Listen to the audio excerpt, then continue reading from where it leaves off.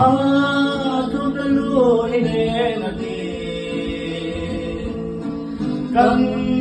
rudin kon ngồi dầu nó ni lấy ngang bán ngày này tôi đã lên thấy ta mà sẽ ngắm lo đi cầm lấy tiền đi